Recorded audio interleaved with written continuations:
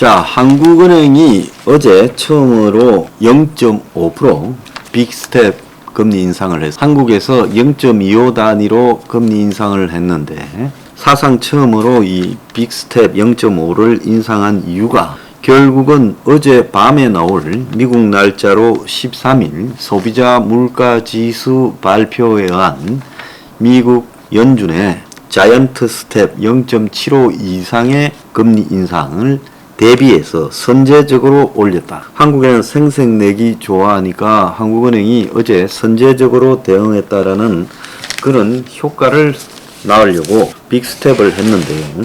자, 근데 미국의 어제 CPI 소비자 물가 지수가 언론에는 8.8에서 9 정도로 예상됐고 저도 9%로 봤는데 9.1까지 나왔습니다. 그래서 6월 달에 지금 9.1, 5월 달에 8.6이죠. 5월 달에 8.6이라서 6월 달에 자이언트 스텝이라고 금리 인상을 미 연준에서 0.75나 했습니다. 그럼에도 불구하고 금리가 지금 물가를 안정시키기는커녕 물가가 9.1로 자 미국 기준으로 41년 만에 최대 급등을 했다. 그래서 이제는 뭐가 어디서 잘못되어서 물가가 올라간다라고 물가 상승의 원인을 찾기가 어려울 정도로 인플레이션이 시작되고 그리고 인플레이션 시작에 의해서 임금 손실을 받게 돼서 임금을 올리고 그리고 또 그러다 보니까 가격을 올리고 이 가격 임금 등이 서로 상승하며 인플레이션 기대 심리를 엄청나게 높게 끌고 가고 있다. 그래서 모두가 물가 인상에 반복적으로 나서면서 모두가 피해보는 그런 상황이 지금 오고 있다라고 봐야 될 겁니다. 자, 그런데 지금 한국의 물가 상승률은 6%라고 하는데 한국의 6%에 대해서 최근에 저와 비슷한 이야기를 한 사람들이 좀 있더만요. 실제 6%보다도 훨씬 더 된다. 한국의 물가 상승률에는 반영 안 된 부분이 좀 있다라고 그렇게 봐야 되는 거 아니겠습니까? 그래서 한국에 반영 안 되는 부분이 뭐냐? 주택 비용이 반영이 안 되고 전월세 지수도 반영이 안 되고 그리고 또 이 공공요금도 제대로 반영이 안 되고 있다. 그래서 한국의 소비자 물가 지수는 실제 국민이 피부로 느끼는 것보다 훨씬 더 낮게 책정되어 있다. 이렇게 해석하는 게 맞겠죠. 자, 미국의 이 41년 만에 최대치의 물가 상승률 9.1%는 지금 미국 경제에 엄청난 충격을 주고 있습니다. 그래서 미국 연준이 이런 식으로는 자이언트 스텝 0.75를 해도 잡히겠느냐. 그래서 자이언트 스텝을 해도 안 잡힐 것이다. 그래서 지금 생각한 게 뭔가 하면 울트라 자이언트 스텝. 그러니까 이 1% 정도를 한꺼번에 올려버리는 지금 가능성까지도 생각을 하고 있습니다. 그래서 지금 IMF는 미국의 경제의 성장률이 결국은 이 거센 인플레에 대응하기 위한 금리 인상, 그리고 금리 인상 효과로 인한 경제의 추락, 침체, 돌입 이런 것들로 인해서 2024년에 0.8로 저점을 찍고 이후에 낮은 수준에서 서서히 올라가지 않겠나 이렇게 생각을 좀 하는 것 같아요. 그래서 미국 연준이 공격적인 금리 인상 1%를 7월 달에 할 것은 확실하고 그 다음에 7월 달에 하고 난 이후에도 지금 그것만 하는 게 아니라 이후에도 올 연말까지 계속하게 될 것이다 라는 그런 지금 상황이 상당히 설득력 있게 받아들여지고 있습니다. 자, 그래서 올해 초만 하더라도 한국의 금리는 1.5였고 미국의 금리는 올해 초만 하더라도 한국의 금리는 1.25였고 미국의 금리는 0.5였습니다. 그래서 한국의 금리가 미국 금리보다도 0.75 정도가 높았어요. 그런데 순식간에 미국의 금리 인상에 의해서 7월 달에 뒤집어진다. 한국은 어제 0.5를 올려서 2.25지만은 미국이 1%를 올리면 2.75가 되고 최소 0.75를 올리면 2.5가 됩니다. 그래서 0.25 내지 0.5%가 미국 금리가 더 높은 금리 역전 상황이 벌어질 것이다. 자, 한미 간의 금리 역전이 이전에도 있었고 그렇다고 자본 유출이 됐던 것은 아니다. 자, 그럴 때는 한국 경제가 튼튼해서 한국에 투자 가치가 있는 회사들이 잘 굴러가고 있고 이럴 때 그게 가능했지만은 총체적으로 경제가 붕괴되는 양상에서는 금리 격차는 자본 유출로 이어질 수밖에 없다. 이게 제 결론입니다. 그러면 앞으로 환율이 크게 변동할 것이다 라고 봐야 되겠죠.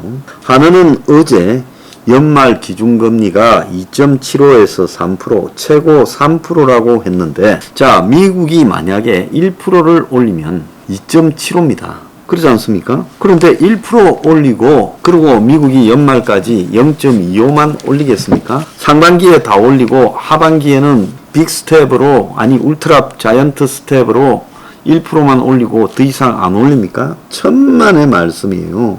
그래서 한국의 연말 기준금리가 2.75라든지 또 3%라고 이야기하는 자체가 한국은행장이 현실을 제대로 이해하지 못하고 있다. 저는 그렇게 봅니다. 그래서 이제 이 시간 이후로는 0.25씩 한 단계씩 올려가겠다. 그래서 연속적인 빅스텝에도 선을 긋고 그래서 이후에는 지금 금리가 많이 올라가지 않을 것처럼 이야기해서 금리 상승 공포에 빠져 있는 이 영끌 비투족들한테 약간의 안심을 던져주고 있고 예방주사를 놨다 하지만은 이것 정도는 예방주사가 아니라 백신 주사만큼 아무 소용없는 금리 인상이 될 거다라고 보고 있습니다. 왜?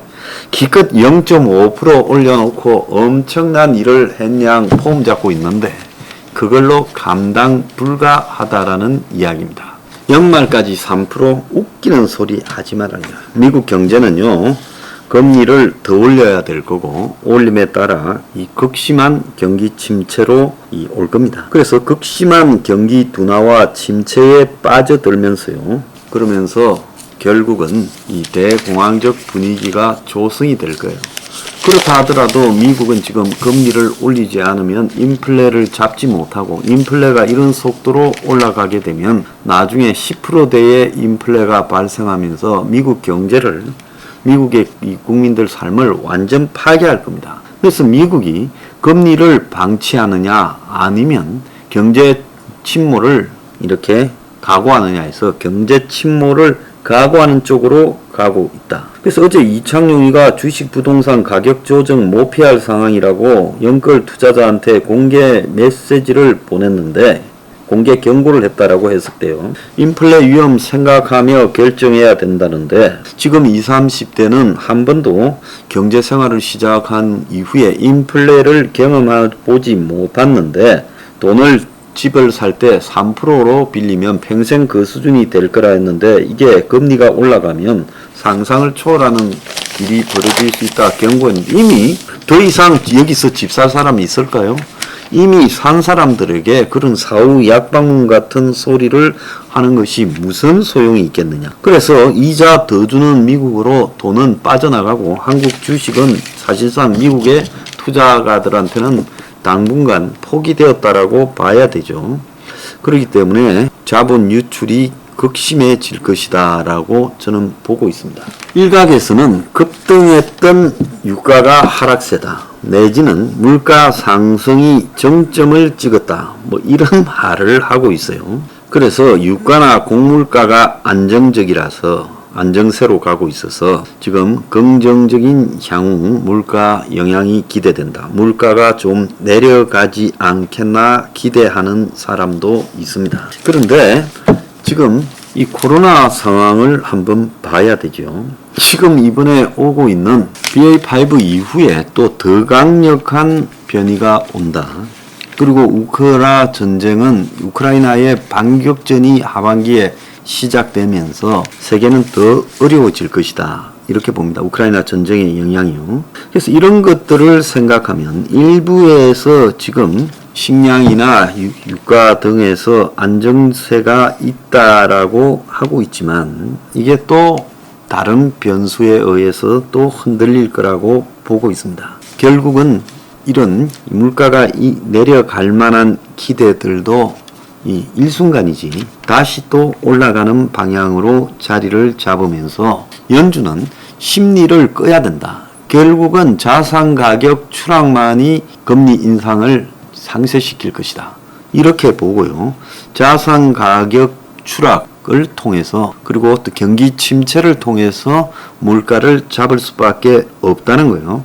그래서 미국과 세계의 경기 침체는 아주 필연적이다라고 보고 있습니다. 자, 그래서 항상 이 투자자들은 이 안정적인 기대들을 심어가지고 장사를 해먹으려고 하죠.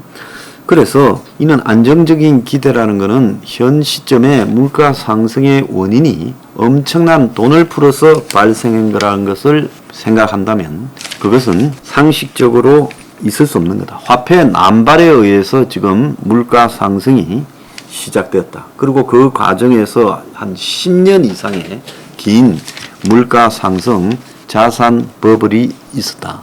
그래서 거기에 의해서 지금 시작되고 있는 물가 상승 심리를 자산 폭락과 경제 침체 외에는 막을 방법이 없다라는 겁니다. 그래서 이 고비가 풀려버린 소를 이제 다시 우리에 집어넣는 것은 이만큼 어려운 겁니다. 그래서 한전이요, 0.5% 올리고 연말까지 3% 택도 없는 소리다라고 제가 이야기하고 싶고요. 이런 걸 고수하다가는 그야말로 환율이 엄청나게 올라갈 것이다라고 봅니다.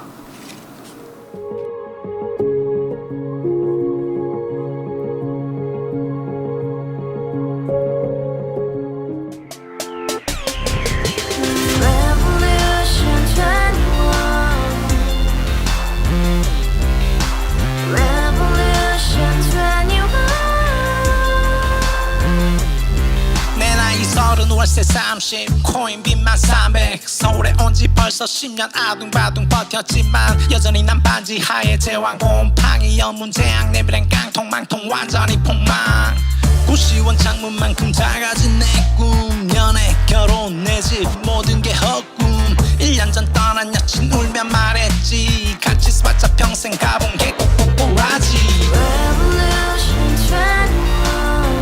가바후스 700 나도 소유주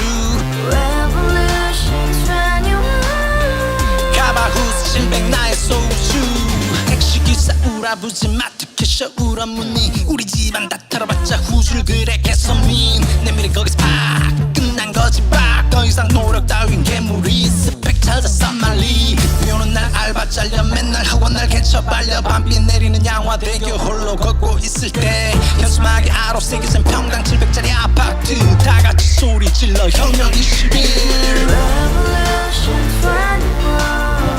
가바후스 700 나도 소유주